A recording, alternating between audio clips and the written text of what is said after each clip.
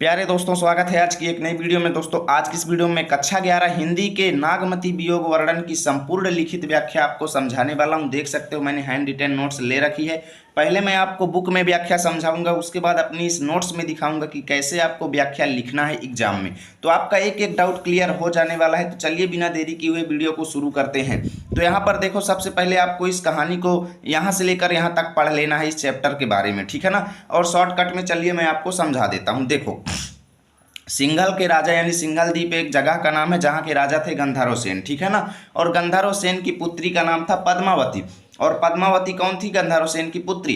उन्होंने एक तोते को पाला था और किसी दिन वो तोता हुआ क्या कि उनके महल से निकल गया और एक बहेलिये ने उसको पकड़ लिया और उस बहेलिये ने जा करके उस तोते को एक किसके हाथ बेच दिया? एक ब्राह्मण के हाथ बेच दिया, ठीक है ना। और ब्राह्मण ने उस तोते को चित्तौड़ के राजा के हाथ बेचा जिनका नाम था रत्नसेन, ठीक है ना। उसके हाथ उन्होंने 1 लाख रुपए में बेच दिया। अब रत्नसेन के हाथ जब बेच दिया तो रत्नसेन की पत्नी का नाम था नागमती। और नागमती एक दिन उस तोते से क्या पूछती है कि ये तोते तुम बताओ मैं कैसी लग रही हूँ, ठीक है ना। और देखो, राजा रत्नसेन कहाँ के राजा थे? चित्तौड़ के, ध्यान देना, ठीक है ना। और नागमती जब ऐसा पूछती है तो तोता क्या कहता है कि आप पद्मावती से सुंदर नहीं हो, ठीक है ना। पद्मावती कौन थी? गंधर्व सेन की पुत्री थी। तो पद्मावती की प्रशंसा किया और नागमती की वहां पर क्या कर दिया? बुराई कर दिया। तो नागमती को आ गया गुस्सा और नागमती ने कहा कि इस तोते को मार डालो। और उस तोते को बचाने के लिए नागमती की एक नौकरानी उस तोते को एक जगह छिपाकर रख दी, क्योंकि जानती थी कि राजा आएगा तो तोते को मार डालेगा। बाद में जब राजा आया ठंडे दिमाग से तो उन्होंने उस तोते को बुलाया और तोते का नाम था हीरामन, ठीक है ना। और नौकरानी तोते को लेकर के आई तो राजा ने उससे संपूर्ण घटना को पूछा। तो तोते ने वहां पर पद्मावती का वर्णन किया, पद्मावती के रूप का बहुत ही सुंदर वर्णन किया, जिससे राजा जो है गंधर्व सेन की पुत्री पद्मावती को मोहित कर लिया, ठीक है ना। यानी बहुत ज़्यादा लालची हो गया और क्या किया, वहां पर उस पद्मावती को प्राप्त करने के लिए सिंघल के लिए तैयारी कर दिया और सिंघल चला गया, ठीक है ना। अपने कई सैनिकों को लेकर के 16,000 कुंवर जोगियों के साथ हुआ पद्मावती को प्राप्त करने के लिए सिंघल जो है चल दिया। तो उसके बाद रानी नागमती जो है भाई वियोग में पड़ गई, अपने स्वामी से अलग होने के दुख में वो बहुत ज़्यादा वियोग करती हैं, ठीक है ना। और उनको बहुत ज़्यादा दुख होता है। तो उसका वर्णन यहाँ पर जायसी जी ने बहुत ही सुंदर तरीके से किया है। तो चलिए देखते हैं। दोहा और चौपाई छंद में लिखा गया है, अच्छे से पढ़ना, ठीक है ना। देखो, नागमती चितौर पथ हेरा, पीऊ जो गए पुनि कीन न फेरा, नागर काहू नारी बस पराते, मोर पीऊ मोसौ हरा। अब देखो, नागमती क्या कहती है कि नागमती चित्तौर माने होता है चित्तौड़। चित्तौड़ एक जगह का नाम है, ठीक है ना, जहाँ के राजा कौन थे? रत्नसेन थे। तो नागमती जो है चित्तौड़ में पथ हेरा, पथ हेरा मतलब रास्ते में, हेरा मतलब ढूंढ रही थी। नागमती जो है चित्तौड़ के रास्ते में ढूंढ रही थी। हेरा मतलब ढूंढ रही थी किसको? अपने पति को, क्योंकि उसके पति तो चले गए थे पद्मावती को प्राप्त करने। और पीऊ जो गए पुनि कीन न फेरा, और क्या कहती है कि इस रास्ते से मेरे पीऊ माने स्वामी, मेरे स्वामी जो इस रास्ते से गए, जो गए इस रास्ते से गए, पुनि कीन न फेरा, पुनि माने दोबारा, कीन न फेरा, दोबारा इस रास्ते में फेरा नहीं किया। यानी एक बार वो इस रास्ते से चले गए तो फिर दोबारा इस रास्ते में लौट करके नहीं आए, ठीक है ना। नागर काहू नारी बस परा, नागर, नागर माने होता है चतुर, ठीक है ना। काहू मतलब किसी, नारी मतलब स्त्री के वश में, वश माने वश में, परा मतलब हो गए, ठीक है ना। ऐसा लगता है जैसे वो किसी चतुर स्त्री के वश में हो गए हैं। चतुर स्त्री के, काहू मतलब के, वश में, परा मतलब हो गए हैं। ऐसा लगता है जैसे वो किसी चतुर स्त्री के वश में हो गए हैं। और तेई मोर पीऊ मोसौ हरा, और उसी स्त्री ने, तेई मतलब उसी ने, मोर मतलब मेरे, पीऊ मतलब पति को, मोसौ मतलब मुझसे, हरा मतलब छीन लिया है। और उसी स्त्री ने उनके दिल में अपना जो है खुद बस करके मुझे उनके दिल से निकाल दिया और उसने उनको मुझसे छीन लिया, ठीक है ना। सुआ काल होई लेगा पीऊ, पीऊ नहीं जाते जाते बरु जीऊ। क्या कहती है कि सुआ यानी सुग्गा या तोता, तोता जो है काल होई, हो गया, होई मतलब हो गया, तोता जो है मेरे लिए काल बन करके लेगा पीऊ, मेरे पति को ले गया। पीऊ मतलब पति को ले गया, लेगा, यानी तोता जो है मेरे लिए काल स्वरूप बन करके मेरे पति को ले गया। प्यू नहीं जात। और रानी क्या कहती हैं, नागमती क्या कहती हैं कि प्यू नहीं जात, उसे मेरे पति को नहीं, जात मतलब ले जाना चाहिए था, उसे मेरे पति को नहीं ले जाना चाहिए था। जात बरु जीऊ, बरु माने चाहे, जात माने ले जाता, जीऊ मतलब मेरे हृदय को या मेरे जी को, यानी चाहे मेरे प्राण को ले जाता लेकिन वो मेरे स्वामी को नहीं ले जाता। ठीक है ना, उस तोते को मेरे स्वामी को नहीं ले जाना चाहिए था, चाहे वो मेरे जी को लेकर के चला जाता। ठीक है ना।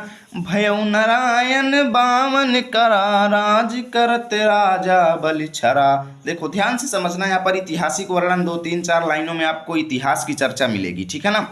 देखो भयउ नारायण, भयउ मतलब हो गया था, नारायण मतलब विष्णु भगवान, नारायण मतलब विष्णु भगवान, वामन मतलब वामन का अवतार, करा मतलब वामन, करा मतलब वामन के अवतार को लेकर के, यानी नारायण यानी विष्णु भगवान वामन का अवतार लेकर के, भयउ मतलब हो गए थे, भयउ मतलब ले करके या हो गए थे। ठीक है ना। तो देखो वामना करा मतलब वामन, करा मतलब वामन का अवतार। ठीक है ना, यानी विष्णु भगवान वामन का अवतार ले करके राज करत राजा बलि छरा, राज करत राजा बलि छरा, राजा बलि मतलब राजा बलि को, राज करत मतलब छल करके, छरा मतलब छल लिया। ठीक है ना, छरा मतलब छल लिया, राज करत राजा कर, राज करत का मतलब क्या है, राज करते हुए राजा बलि को। ठीक है ना।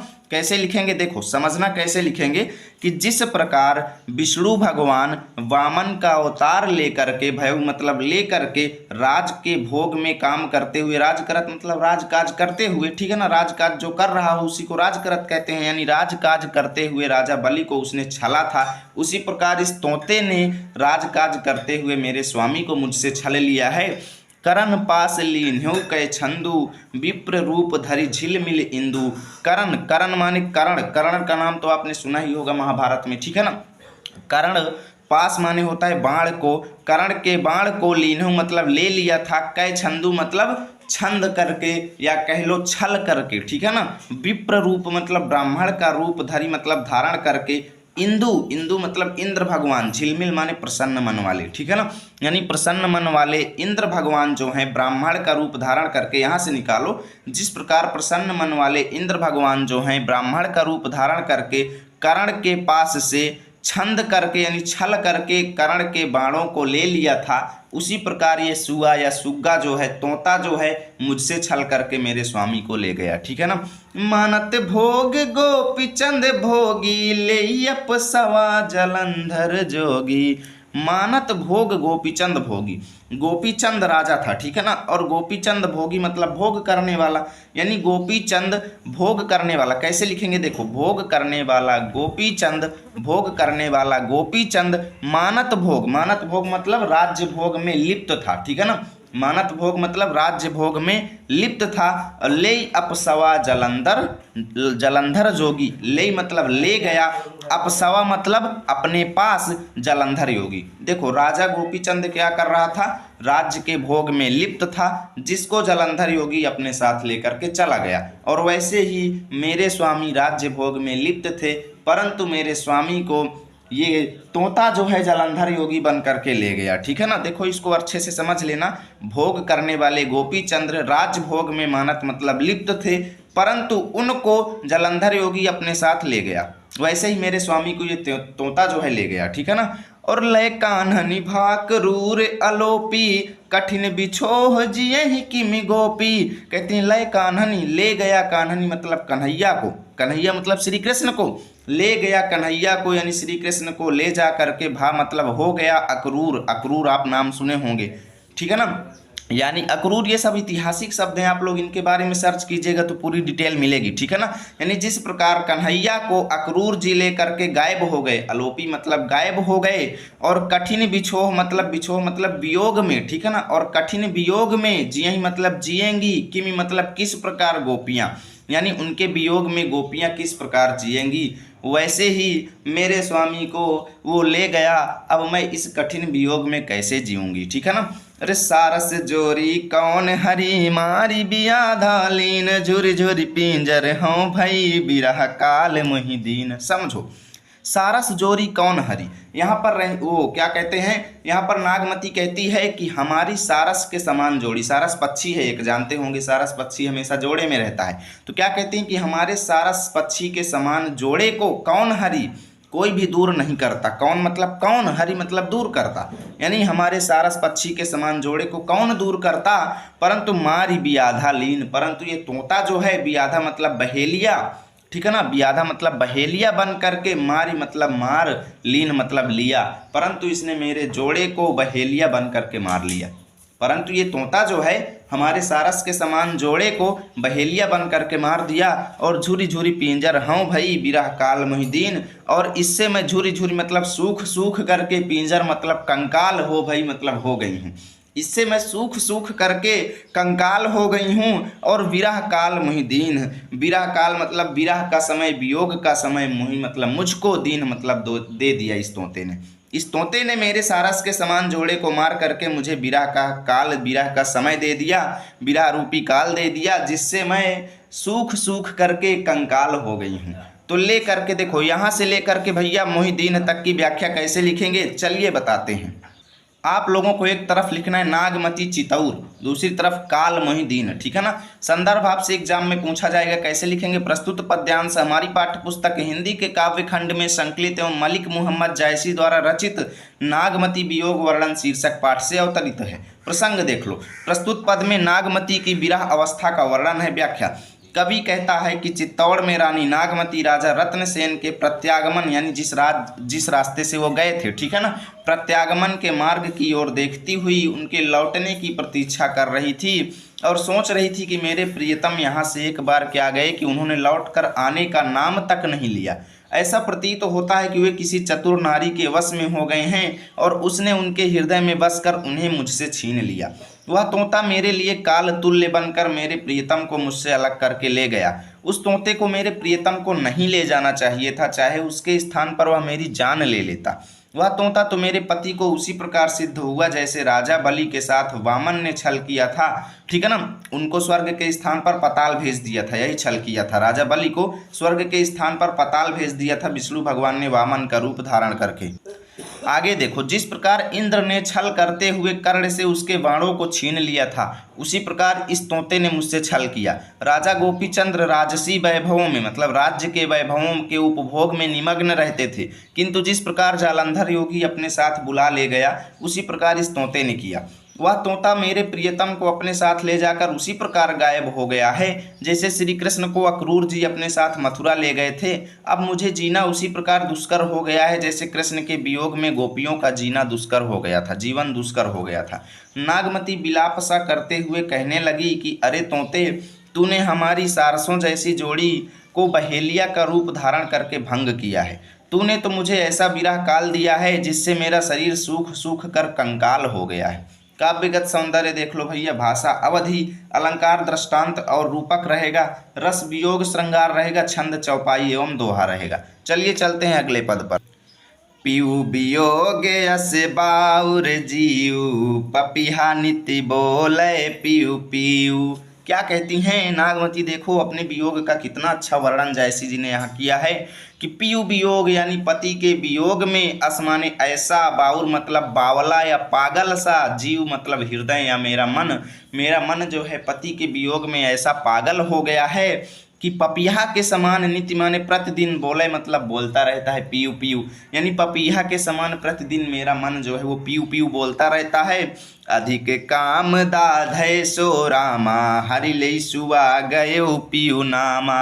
अधिक काम, काम वासना, ठीक है ना, काम वासना अधिक मतलब बहुत ज़्यादा, दाधे मतलब जला रही है, सो मतलब उस, रामा मतलब स्त्री को यानी नागमती को काम वासना बहुत अधिक जला रही है। और हरि ले सुआ गयो पियो नामा, और वो क्या कहती है कि हर ले गया यानी छीन ले गया, सुआ, सुआ माने तोता, गयो मतलब गया, वो तोता जो है मुझसे छीन ले गया, पीयू मतलब पति के नाम पर मेरे प्राण, आपको कुछ ऐड करना पड़ेगा, ठीक है ना, कि उस तोते ने मेरे पति के नाम पर वो मेरे प्राणों को ले गया, ठीक है ना। और बिरहबान तस लाग न डोली, रकत पसीज भीज गई चोली। देखो उससे जो उसने मेरे पति को ले गया, तो उससे विरह का जो यानी उससे जो वियोग हुआ, वो वियोग रूपी बाण, विरह बाण मतलब वियोग रूपी बाण, तस माने ऐसा लगा, वो वियोग रूपी बाण मुझे ऐसा लगा कि न डोली, मैं डोल न सकी, यानी हिल डुल भी नहीं सकी जगह पर। और रकत पसीज, और पसीने के रूप में, पसीज मतलब पसीने के रूप में, रक्त जो है यानी खून जो है मेरे शरीर से पसीने के रूप में निकल रहा है,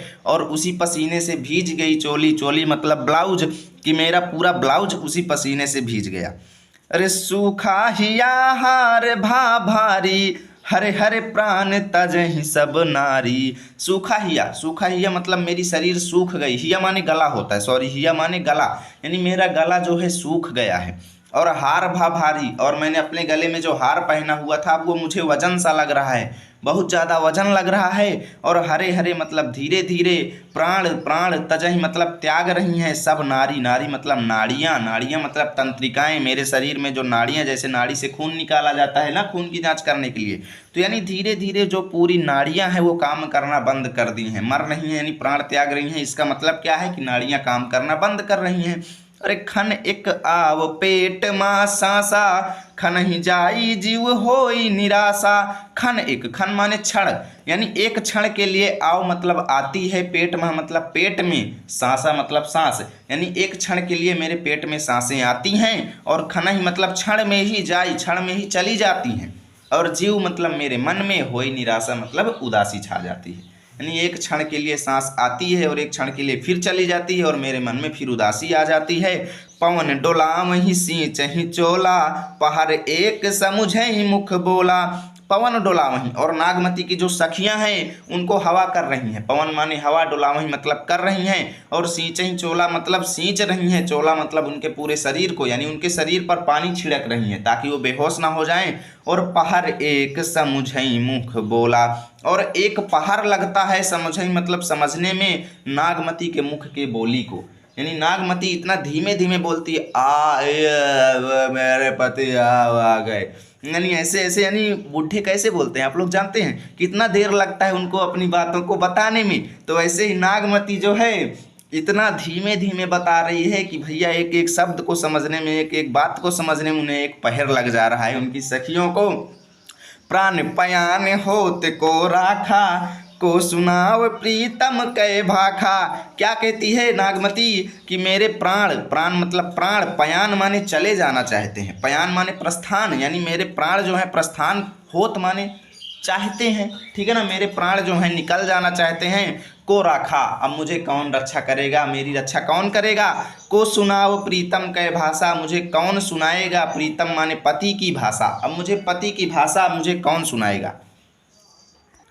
आही जो मारे विरह कै, आगे उठे ते ही लागी, हंस जो रहा शरीर महा, पाख जरागा भागी। समझो, आही, यहाँ पर जायसी जी कहते हैं कि हाय, जो मारे विरह के, यानी उनके मुख से जो मारे मतलब निकल रही थी विरह की, यानी उनके मुख से जो विरह की आह निकल रही थी, आह मतलब आह, यानी जो मारे मतलब मुख से निकल रही थी विरह की आह, यानी रानी नागमती के मुख से जो वियोग की आह निकल रही थी, आग उठे ते ही लाग, और उसी में, ते ही मतलब उसी में, आग मतलब आग, उठे लागी मतलब लग गई, लग कर उठने लगी मतलब आग उठने लगी, ऐसा कह लो, ठीक है ना।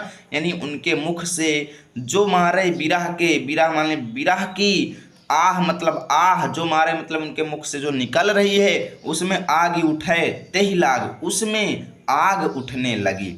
हंस जो रहा शरीर महा, पाख जरागा भागी, और उनके शरीर के अंदर जो प्राण है उसकी उसको जो है हंस बताया गया है। और क्या कहते हैं कि उनके शरीर में प्राण रूपी हंस जो था, रहा शरीर में, यानी उनके शरीर में जो प्राण रूपी हंस था, शरीर महा मतलब में, पाख जरा, उस हंस का पंखा जर गया, पंख जो है जर गया यानी जल गया, और गा भागी, और वो जो प्राण है उनके वो उड़ जाना चाहते हैं, भागी मतलब भाग जाना चाहता है, ठीक है ना, यानी उनके शरीर से प्राण जो है, हंस रूपी प्राण जो है वो निकल जाना चाहता है। अब यहाँ तक की व्याख्या कैसे लिखेंगे चलो बताते हैं। देखो, आप लोगों को एक तरफ लिखना है पीयू वियोग अस, दूसरी तरफ गा भागी, ठीक है ना। संदर्भ रहेगा पूर्वत, प्रसंग रहेगा पूर्वत, किताब सामने रख करके पढ़ो, एक एक लाइन समझ में आएगी। व्याख्या देख लो। पति के वियोग में नागमती का जी जी माने हृदय या मन ऐसा बावला हो गया था कि वह पपीहे की तरह प्रतिदिन पीऊ पीऊ रटने लगी थी। काम वासना भी उसे अत्यधिक जला रही थी। वहाँ देखो, यहाँ पर नागमती जो है, जहाँ बड़ी ती रहेगी ऐसे ही लिखना, ठीक है ना। कई जगह पर मैंने छोटा ती कर दिया है, वो रात को नोट्स बना रहा था, इससे गलती हो गई होगी, उसे सुधार लेना, ठीक है ना। कमेंट मत करना। देखो, वह सुग्गा हीरा मन प्रियतम के रूप में उसका प्राण ही हर ले गया। विरह का बाण उसे ऐसा लगा कि वह हिल डुल भी ना सकी और उसके शरीर से रक्त पसीने के रूप में निकला और उससे उसकी चोली भीग गई। उसका हृदय सूख गया और उसे हार भी बोझिल लगने लगा। उसकी सब नाड़ियां कांप कांप कर प्राण त्यागने लगीं। एक क्षण के लिए उसके पेट में सांसें आती थीं और फिर चली जाती थीं, जिससे उन्हें उदासी प्राप्त हो जाती थी। उनकी सखियां हवा कर रही थीं और नागमती के शरीर पर पानी छिड़क रही थीं। एक पहर में वे सखियां नागमती के मुख से निकला बोल समझ पाती थीं। नागमती कह रही थी कि मेरे प्राण जाना चाहते हैं, इसे कौन बचाएगा? मुझे मेरे प्रियतम की आवाज़ कौन सुनाएगा? कभी कहते हैं कि नागमती के मुख से जो विरह की आह निकल रही है, उससे ज्वाला जल उठी है, यानी अग्नि जल उठी है, तथा शरीर में जो जीव रूपी हंस था, उसके पंख जलने लगे हैं और वह उड़ने को हो गया है, अर्थात विरह की वजह से नागमती के प्राण शरीर से निकल जाना चाहते हैं, ठीक है ना। काव्य सौंदर्य देख लो। भाषा, अवधि, अलंकार, अनुप्रास और उपमा रहेगा। रस, वियोग, श्रृंगार, छंद, दोहा एवं चौपाई रहेगा। चलिए चलते हैं अगले पद पर। अब देखो भैया, ये बहुत ही अच्छा पद है।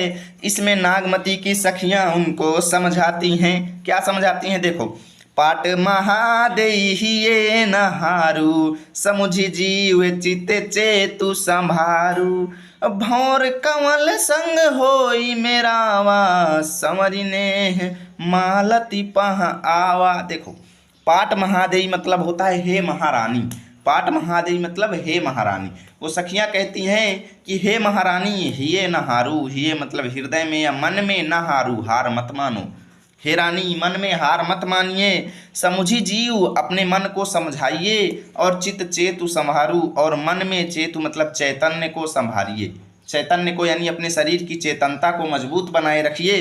भंवर कंवल संग होई मेरावा, समरिने मालति पह आवा। देखो, यहाँ पर वो कई एग्जाम्पल देगी, 2-3-4 लाइनों में एग्जाम्पल दे दे करके रानी को समझाएंगे।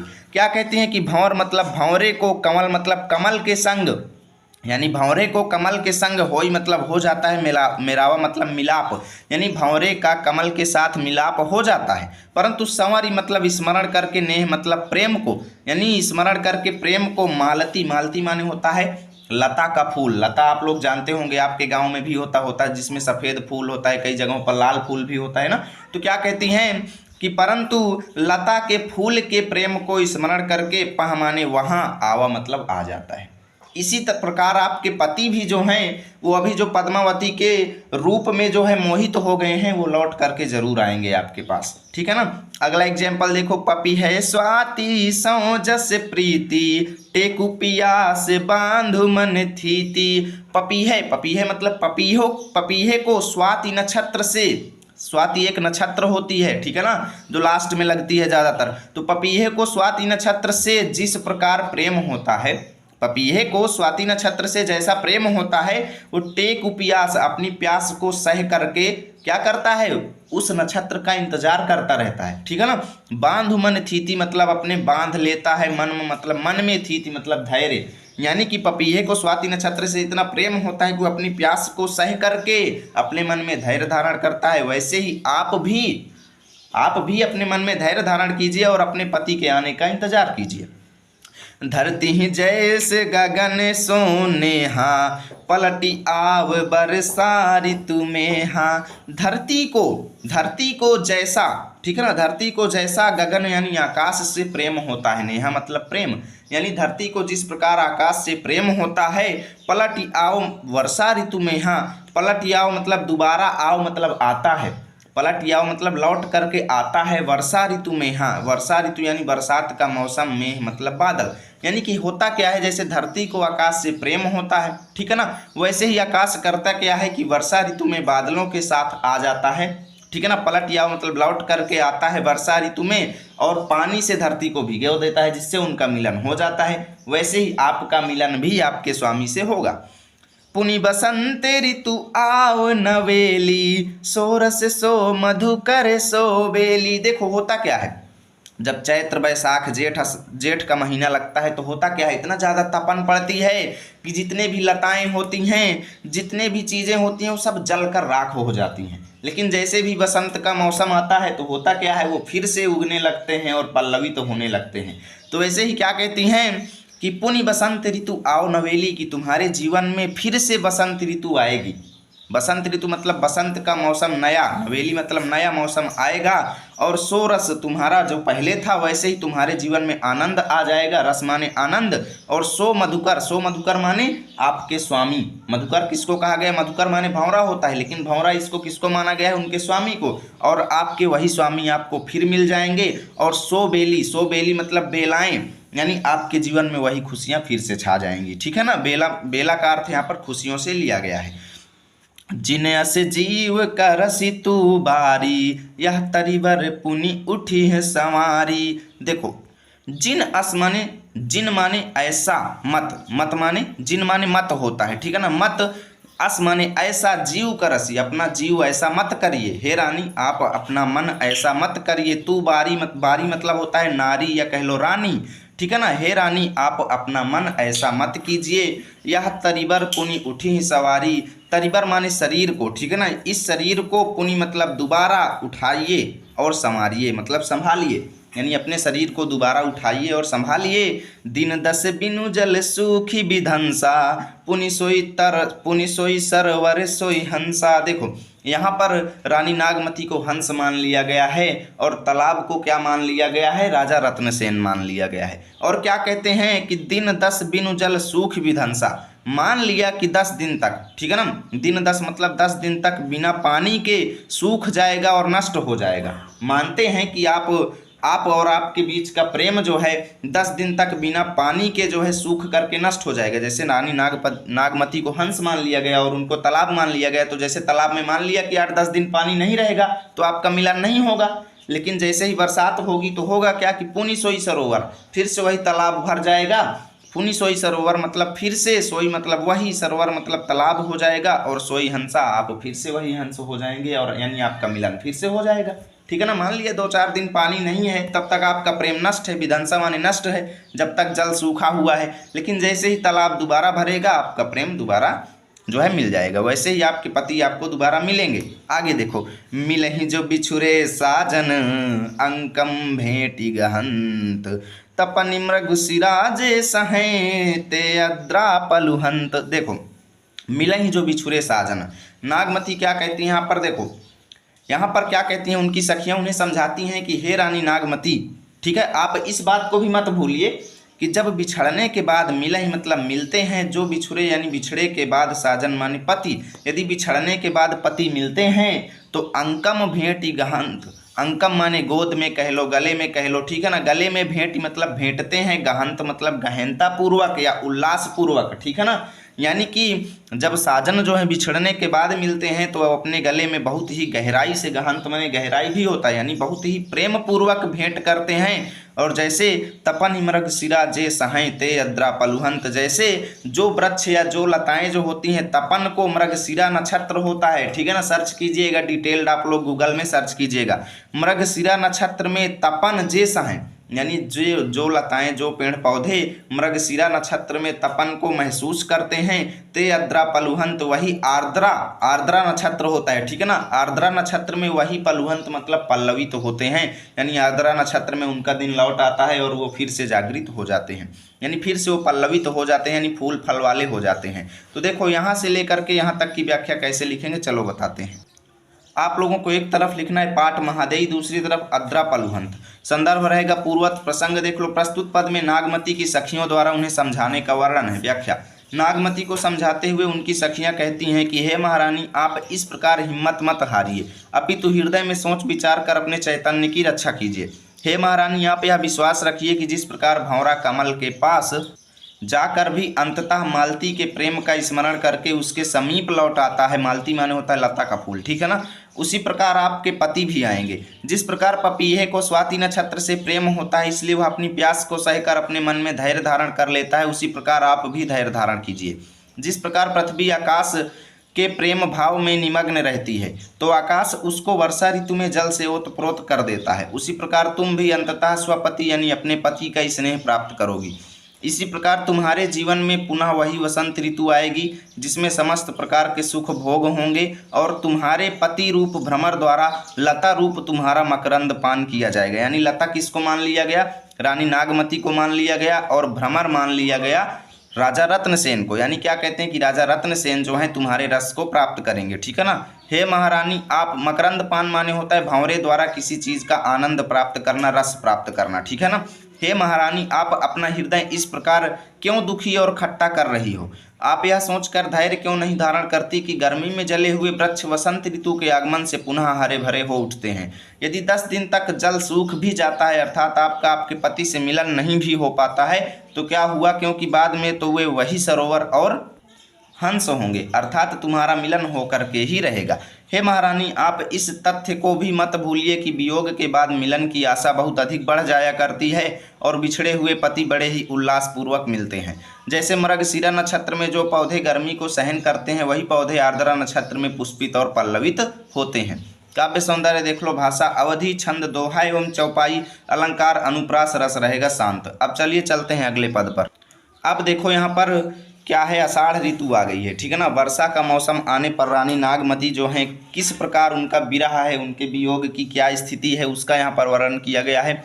चढ़ा आषाढ़ गगन घन गाजा, साजा बिरह धुंध दल बाजा। देखो, चढ़ा आषाढ़ मतलब आषाढ़ चढ़ गया यानी आषाढ़ का मौसम आ गया। और गगन घन गाजा, गगन माने आकाश में, घन माने बादल, गाजा मतलब गरजने लगे, यानी आकाश में बादल गरजने लगे। और उस दृश्य को देखकर रानी नागमती को ऐसा प्रतीत होता है जैसे विरह माने वियोग जो है, दुंद दल माने युद्ध के सेना, ठीक है ना। विरह यानी विरह जो है युद्ध की सेना को साजा मतलब सजा लिया है, यानी उनका विरह जो है युद्ध की सेना को सजा लिया है। और उसने बाजा माने नगाड़ा, ठीक है ना, और उसने बाजा बजा दिया है। जैसे बादल जो गरज रहे थे तो उसकी तुलना किसके साथ की गई? विरह के द्वारा यानी विरह की सेना के द्वारा बजाए गए नगाड़े के साथ। तो यहाँ पर मतलब क्या है, देखो मेन चीज़ आपको बताता हूँ। यानी इनके कहने का मतलब ये है कि बरसात की ऋतु आने पर जैसे ही बादल गरजे तो उनका विरह जो है और भी ज़्यादा बढ़ गया, ठीक है ना। धूम साम धौरे धन आए घन आए धाए, श्वेत ध्वजा बग पाती दिखाए। देखो अब यहाँ पर अपने वियोग को, अपने विरह को वो युद्ध रूप में वर्णन करते हुए कहती हैं कि धूम साम, धूम मतलब धुमैले, साम मतलब श्यामल या काले, धुमैले काले, धौरे मतलब भूरे, घन माने बादल, धाए मतलब दौड़ रहे हैं।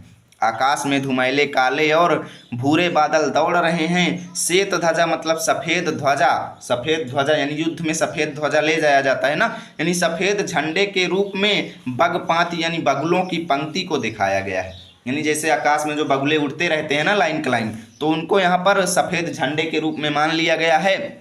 और खड़क बीज चमके चहुओरा, बूंद बान बरसहि घन घोरा। खड़क माने होता है हथियार या कह लो औजार, ठीक है ना। तो औजार किसको माना गया है? बीज माने बिजली को, चमके चहुओरा जो बिजली चारों ओर चमक रही थी उसको औजार के साथ मान लिया गया। और बूंद बान बरसहि घन घोरा, बूंद, बूंद रूपी बाण मतलब बाण, ठीक है ना। बूंद रूपी बाण जो है बरसहि मतलब बरस रहे हैं, घन माने बादलों से, घोर मतलब भयंकर, यानी बादलों से भयंकर बूंद रूपी बाण बरस रहे हैं। यानी बूंदों की तुलना किसके साथ की गई? बाण के साथ की गई।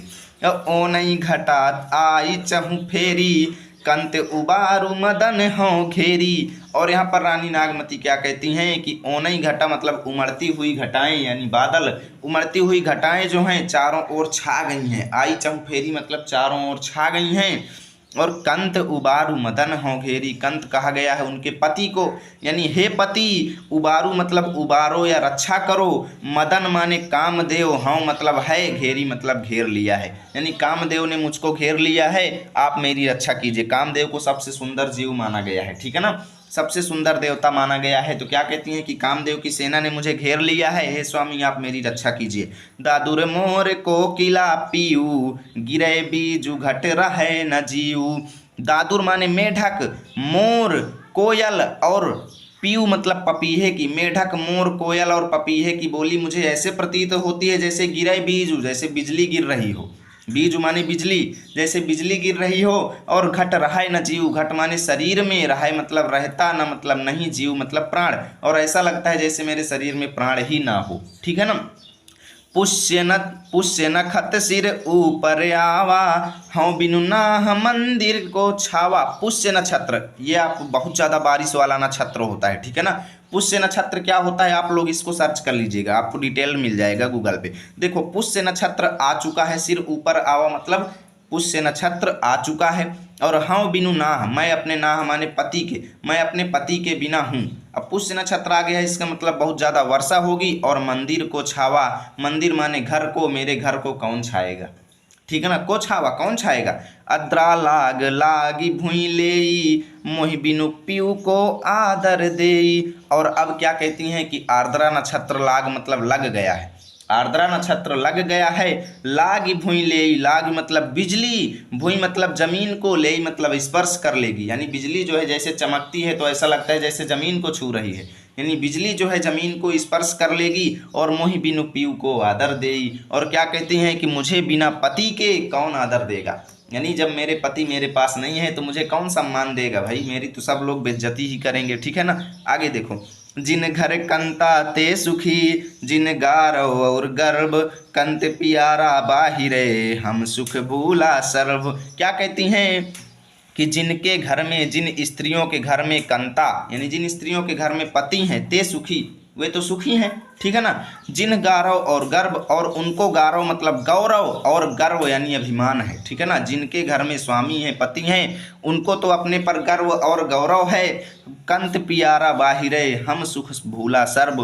परंतु मेरा कंत माने स्वामी, प्यारा मेरा प्यारा स्वामी तो बाहिरे मतलब बाहर ही है। हम सुख भूला सर्व मतलब हम मतलब मैंने, सुख माने सुख को, भूला मतलब भुला दिया है, सर्व मतलब संपूर्ण, मैंने संपूर्ण सुख को भुला दिया है। तो देखो यहाँ से लेकर के यहाँ तक की व्याख्या कैसे लिखेंगे, चलो बताते हैं। आप लोगों को एक तरफ लिखना है चढ़ा आषाढ़, दूसरी तरफ भूला सर्व। संदर्भ पूर्वक प्रसंग प्रस्तुत पद में नागमती के वियोग का वर्णन किया गया है। व्याख्या, आषाढ़ का महीना आया तो आकाश में बादलों की गर्जन होने लगी, जो नागमती को ऐसे प्रतीत हो रही थी कि विरह ने युद्ध की तैयारी किया है और उसकी सेना ने नगाड़ा बजाया है। धुमैले काले और भूरे रंग के बादल आकाश में दौड़ने लगे और उनमें उड़ती हुई बगलों की पंक्तियां उनकी ध्वजाओं जैसे प्रतीत होने लगी। खड़ग रूपी बिजली चारों ओर चमकने लगी और वर्षा की बूंद रूपी बाणों की घनघोर वर्षा होने लगी। चारों ओर उमड़ी हुई घटाएं पृथ्वी पर झुकी सी प्रतीत होती हैं, जिन्हें देखकर मेरी कामोत्तेजना और भी अधिक बढ़ उठी है। हे प्रियतम, आप शीघ्र ही आकर मेरी रक्षा कीजिए, क्योंकि मुझको कामदेव की सेना ने घेरा हुआ है। मेढक, मयूर और कोयल के शब्द तो मुझे ऐसे प्रतीत होते हैं मानो मेरे हृदय को बेधे डाल रहे हैं और मेरे प्राण निकल रहे हैं। अब तो पुष्य नक्षत्र, देखो पुष्प नहीं है पुष्य नक्षत्र है, ठीक है ना। अब तो पुष्य नक्षत्र सिर पर आ गया है, जो इस बात का प्रतीक है कि और भी अधिक वर्षा होगी। मेरे तो पति भी यहाँ नहीं है, अतः मेरे भवन कौन छवाएगा।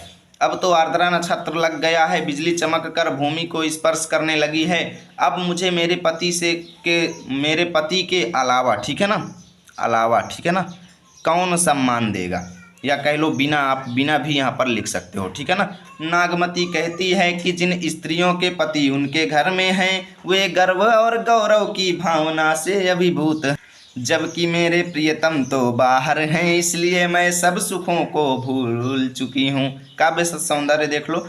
भाषा, अवधि, छंद, दोहा एवं चौपाई, अलंकार, रूपक, अनुप्रास, रस, वियोग, श्रृंगार। चलिए चलते हैं पद नंबर 5 पर। सावन बरस में है अति पानी, भरन परी हूँ बिरह जुरानी, लाग पुनर्वसु पीऊ न देखा, भई बावरी कहाँ कंत सरेखा। देखो समझो यहाँ पर नागमती क्या कहती हैं कि सावन बरस में अति पानी, सावन आ चुका है और बरस में मतलब बादल बरसने लगे हैं, अति पानी मतलब बहुत ज़्यादा पानी, यानी बादल जो है बहुत ज़्यादा पानी बरसने लगे हैं। भरनी परी मतलब मूसलाधार वर्षा, ठीक है ना, मूसलाधार वर्षा हो रही है। और वर्षा होने के साथ ही हाँ बिरह झुरानी, में बिरह के कारण, झुरानी मतलब सूखती चली जा रही हूँ, ठीक है ना, वियोग के कारण सूखती चली जा रही हूँ। लाग पुनर्वसु पीऊ न देखा, पुनर्वसु नक्षत्र है, ठीक है ना। क्या कहती हैं कि पुनर्वसु नक्षत्र लग गया है और पीऊ न देखा, परंतु मैंने अभी तक अपने पति को नहीं देखा। और भई बावरी कहाँ कंत सरेखा, और मैं बाउरी, बाउरी मतलब पागल हो गई हूँ, और सोच रही हूँ कि कहाँ मतलब कहाँ, कंत माने पति, सरेखा मतलब चतुर, मेरे चतुर पति कहाँ पर हैं। मैं ये सोच रही हूँ कि मेरे चतुर पति कहाँ होंगे। रकत के आंसू पर ही भुई टूटी, रेंगी चली जसबीर बहूटी। देखो समझो, रकत के आंसू, मेरे नेत्रों से खून के आंसू, टूटी मतलब टूट कर या निकल कर के, पर ही मतलब गिर रहे हैं, भूई मतलब जमीन पर, मेरे नेत्रों से खून के आंसू निकल करके जमीन पर गिर रहे हैं। और रेंगी चली जस बीर बहूटी, और उन खून के लाल लाल आंसुओं को देखकर ऐसा लगता है जैसे रेंगी चली मतलब चल रही हों, रेंगी चली मतलब चल रही हों, रेंगी मतलब रेंग रही हो, रेंग करके चल रही हो, जस माने जैसे, बीर बहूटी, बीर बहूटी क्या होती है आप लोग आषाढ़ में देखे होंगे, जैसे वृक्ष के नीचे बैठते हैं तो आप लाल लाल प्रकार का एक जीव देखते होंगे। मैं उस जीव का क्या करता हूँ, आप लोगों को फोटो लगा देता हूँ, ठीक है ना, आप लोग देख लेना बीर बहूटी क्या होता है जीव, आप लोग फोटो देख लेना। सकिन रचा पीऊ संग हिंडोला, हरियर भूमि कुसुम्भी चोला। देखो सखी ने रचा, मेरी सखियों ने, रचा मतलब बनाया है, पीयू मतलब पति के संग, हिंडोला मतलब झूला, यानी मेरी सखियों ने अपने अपने पति के संग झूला लगाया हुआ है। और हरियर भूमि कुसुम्भी चोला, सब तरफ हरियाली छाई हुई है, भूमि जो है हरियर है, हरियाली छाई हुई है, और कुसुम्भी चोला, और उन्होंने, कुसुम्भी माने होता है फूल के रंग का, ठीक है ना, और उन सखियों ने फूल के रंग का चोला मतलब वस्त्र पहने हुए हैं, ठीक है ना, उन सखियों ने फूल के रंग का यानी लाल लाल वस्त्र पहने हुए हैं। ये हिंडोले से डोलई मोरा, बिरह भुलाई दे झकझोरा। उनको देख करके मेरा ही मतलब हृदय जो है, हिंडोल अस डोलय मोरा, हिंडोल मतलब झूले के समान, हिंडोल अस माने झूले के समान, डोलय मोरा यानी मेरा मन जो है उनको देख करके झूले के समान डोलने लगता है। और बिरह भूल दे भुलाई दे झकझोरा, और झकझोर हो करके बिरह को भुला देता है, ठीक है ना, यानी झूले में देख करके अपनी सखियों को मेरा मन भी झूले की तरह झूलने लगता है, और बिरह को झकझोर होकर भुला देता है। बाटे असूझ अथा गंभीरी, जीव बाउर भा फिरे भंभीरी। भंभीरी भी एक जीव होता है, उसका फोटो भी आप लोगों को लगा दूंगा, देख लेना, ठीक है ना। बाट असूझ, बाट माने मुझे अपने पति को प्राप्त करने का, बाट माने रास्ता, असूझ है यानी कुछ सुझाव ही नहीं मिल रहा है, कैसे अपने पति को प्राप्त करूं, किस रास्ते से जाऊं, यानी मुझे मेरे पति को प्राप्त करने का रास्ता असूझ है। अथाह है यानी जिसकी कोई थाह ही नहीं है, कितना लंबा रास्ता है यानी बहुत लंबा है, और गंभीर रास्ता है, उसको मैं अपने पति को कैसे प्राप्त करूंगी। और जीव बाउर भा फिरे भंभीरी, और मेरा जीव यानी मेरा हृदय जो है पागल सा हो गया है, और फिरे भंभीरी यानी भंभीरी जीव के समान इधर उधर घूम रहा है। ओके, जग जल बऊड़ जहाँ लगता की, मोरी नाव खेवक बिनु थाकी। जग जल बूढ़ी, संसार जल से बूढ़ा हुआ है, डूबा हुआ है, पूरा संसार जल से यानी पूरी पृथ्वी पानी से डूबी हुई है। जहाँ लगी ताकि, जहाँ लगी मतलब जहाँ तक, ताकि मतलब दिखाई देता है, यानी जहाँ तक मुझे दिखाई देता है पूरा संसार पानी से डूबा हुआ है। और मोरी नाव खेवक बिनु थाकी, और मेरी जीवन रूपी नैया जो है, खेवक यानी नाविक के बिना यानी मेरे पति के बिना, थाकी मतलब थकी हुई है, अर्थात इस संसार रूपी सागर में अटकी हुई है, ठीक है ना। पर्वत समुद्र अगम बिच, बीहड़ घन बन डाख, किमि कह भेंटो कंत तुम, नाम ही पाव न पाख। क्या कहती हैं कि पर्वत भी है, समुद्र भी है, अगम माने अगम यानी जहाँ पर जाया ना जा सके, बीच मतलब बीच में, यानी हे पति, हे मेरे स्वामी, हमारे और तुम्हारे बीच में अगम में पर्वत और अगम में समुद्र है। बीहड़ वन है यानी बहुत, बीहड़ घन यानी बहुत ज़्यादा घने, वन माने जंगल हैं, बहुत ज़्यादा घने जंगल हैं। और ढाक मतलब ढाकियाँ हैं यानी झाड़ियाँ हैं, घनी झाड़ियाँ हैं। किमि कह भेंटों कंत तुम, हे पति मैं किस प्रकार से, किमि कह मतलब किस प्रकार से आपसे मिलूं, भेंटों मतलब मिलूं। ना मुहि पाँव न पाँख, ना तो मेरे पास पंख है और ना ही मेरे पास पैर है, तो मैं आपसे कैसे मिलूं। तो यहाँ से लेकर के यहाँ तक की व्याख्या कैसे लिखेंगे, चलो बताते हैं। आप लोगों को एक तरफ लिखना है सावन बरस, दूसरी तरफ पाँव न पाँख। संदर्भ रहेगा पूर्वत प्रसंग, सावन महीने के आगमन पर नागमती की विरहावस्था का वर्णन किया गया है। व्याख्या, सावन महीने के आगमन पर जोरदार वर्षा होने लगी, एक और तो मूसलाधार वृष्टि हो रही थी, जबकि बेचारी नागमती विरह से झुलसती जा रही थी। देखो यहाँ पर नागमती, इसको सही से लिख लेना, ठीक है ना, मैं पहले भी आप लोगों को बता चुका हूँ, तो इसको सही से लिख लेना। ओके, देखो नागमती सोचने लगी कि पुनर्वसु नामक नक्षत्र लग गया है, किंतु अब तक मुझे अपने पति के दर्शन नहीं हुए। यह सोच सोच कर मैं बावली हो चुकी हूँ कि न जाने मेरे प्रियतम कहाँ रह रहे हैं। मेरे नेत्रों से रक्त के आंसू भूमि पर टूट टूट कर गिरते रहते हैं, जो ऐसे प्रतीत होते हैं मानो वीर बहूटियाँ चल रही हों। मेरी सखियों ने अपने अपने प्रियतम के साथ हिंडोले माने झूले डाले हुए हैं। पृथ्वी पर चारों ओर हरियाली छाई हुई है, जबकि उन्होंने भी कुसुम्भी रंग के चोले धारण किए हुए हैं। सखियों को अपने प्रियतमों के साथ हिंडोलों यानी झूलों पर झूलते देखकर मेरा मन भी झूमने लगता है और झकझोर होकर सारा वियोग भूल जाता है। मुझे अपने पति से मिलन का मार्ग बड़ा ही असूझ, अथाह और गंभीर लग रहा है और मेरा हृदय बावला होकर बावला होकर एक बार लिखना, ठीक है ना, इधर उधर घूम रहा है। जहाँ तक भी पृथ्वी दिखाई देती है वहाँ जल में डूबी हुई है। ऐसे घनघोर वर्षा काल में जहाँ चारों ओर पानी ही पानी दिखाई देता है, मेरा जीवन रूपी नौका को पार लगाने वाला नाविक यानी पति के समान पति के अभाव में और कौन हो सकता है। नागमती कहती है कि हे प्रियतम, मेरे और तुम्हारे मध्य अनेक अगम्य पर्वत और समुद्र तथा बीहड़ वनों और सघन ढाक के वनों का अंतराल है। मैं आपसे कैसे मिलूं, क्योंकि ना तो पैर है मेरे पास और ना ही पंख है जिनकी सहायता से मैं उड़कर आपसे मिलूं। काव्य सौंदर्य देख लो, भाषा अवधि, रस रहेगा वियोग श्रृंगार, छंद दोहा एवं चौपाई, अलंकार रहेगा अनुप्रास उत्प्रेक्षा उपमा। चलिए दोस्तों, यहाँ से इस वीडियो को ख़त्म करते हैं। मिलेंगे आपके साथ अगले वीडियो में बचे हुए पोर्शन को लेकर के। यदि वीडियो अच्छा लगा है तो लाइक कीजिए। यदि इसकी पूरी फ्री PDF चाहते हो तो टेलीग्राम पर जाओ, लर्न विथ आरपी सर्च करो, हमारे चैनल को सब्सक्राइब करो और यदि वीडियो अच्छी लगी है तो लाइक और शेयर जरूर करना।